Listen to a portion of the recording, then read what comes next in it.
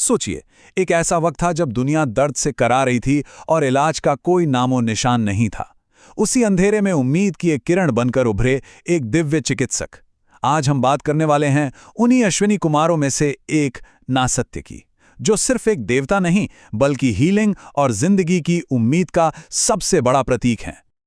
तो चलिए एक पल के लिए सोचते हैं, कैसी होती वो दुनिया जहां कोई डॉक्टर नहीं होता, कोई दवा नहीं, सिर्फ दर्द और कोई रास्ता नहीं। आखिर कैसी दिखती वो दुनिया?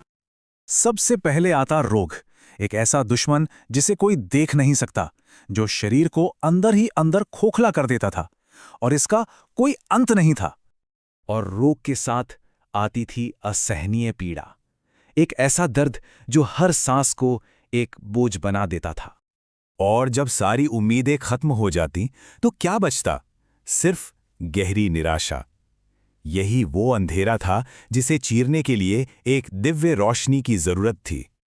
तो सृष्टि की उस बिल्कुल शुरुआती सुबह में, जब बीमारी और मौत का डर जिंदगी पर हावी हो रहा था, तब ब्रह्मांड को अपने पहले डॉक्टर, अपने पहले हीलर की जरूरत महसूस हुई।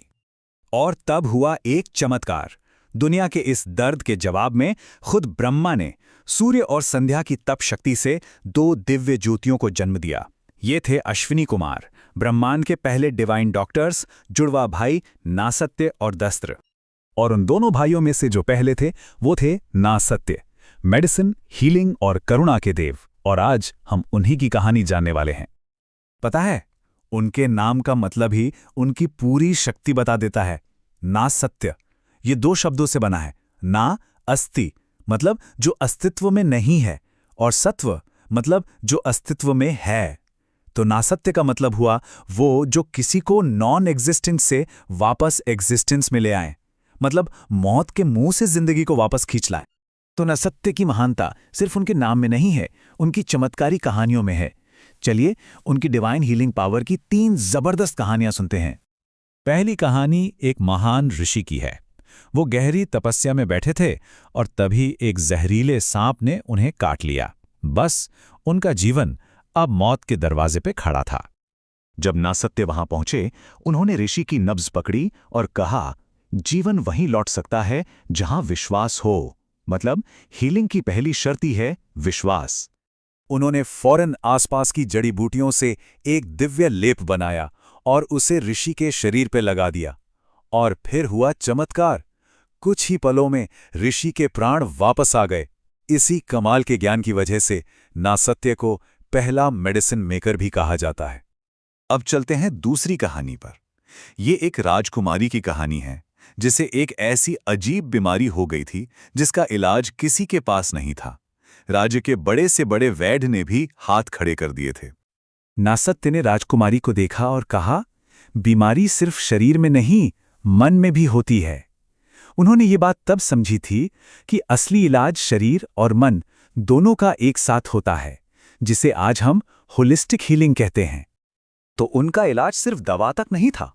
उन्होंने खुशबूदार औषधियों के रस के साथ साथ मन को शांत करने वाले मंत्रों का भी इस्तेमाल किया। और नतीजा कमाल का था।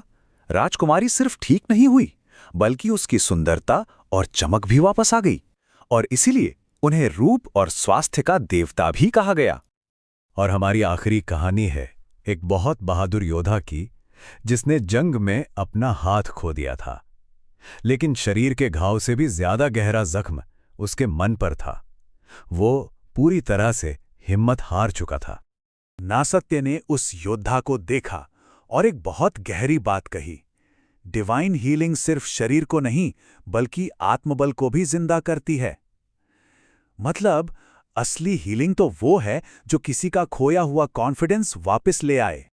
और इसके लिए उन्होंने एक बहुत ही खास ट्रीटमेंट किया, जिसका नाम था नागपाश। इसमें उन्होंने जड़ी बूटियों और दिव्य मंत्रों की पावर से एक नया नर्वस सिस्टम बना दिया। सोचिए, इससे उस योद्धा का हाथ फिर से काम करने लगा। वो दोबारा हथियार उठाने के काबिल हो गया। और इसीलिए नासत्य को हीरोज को जिंदगी देने वाला भी कहा जाता है। तो ये तो थी उनकी कमाल की कहानियां, पर सवाल ये है कि नासत्य दिखते कैसे थे? चलिए अब उनके रूप और उसके पीछे छिपे गहरे मतलब को समझते हैं। उनका रूप बहुत ही शांत, सुंदर और युवा है। उन्हें एक नौजवान के रूप में दिखाया जाता है। गले में फूलों की माला है, हाथ में दिव्य दवा का बर्तन। उनकी आंखों में एक सुकून देने वाली, हीलिंग वाली रोशनी है। और उनके साथ एक तेज रफ्तार घोड़ा होता है जो ये बताता है कि इलाज में कभी देरी नहीं करनी चाहिए। और उनका ये जो शांत रूप है ना, यही उनका सबसे बड़ा मैसेज भी है। शांति में ही हीलिंग की असली पावर है। यह हमें सिखाता है कि असली इलाज हमेशा मन के सुकून से ही शुरू होता है।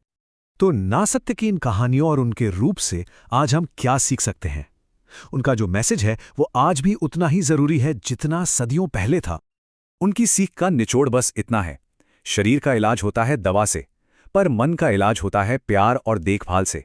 और सच्ची सेहत तन और मन के इसी बैलेंस का नाम है। तो आखिर में बस ये याद रखना है कि नासत्य सिर्फ माइथोलॉजी का एक कैरेक्टर नहीं है, वो उम्मीद का, हीलिंग का और जिंदगी के फिर से खिलने का सिंबल है। जहां भी कोई किसी का दर्द कम कर रहा है, जहां भी निराशा में उम्मीद की एक छोटी सी किरण भी दिखती है, समझ लीजिए वहां नासत्य का आशीर्वाद जरूर होता है।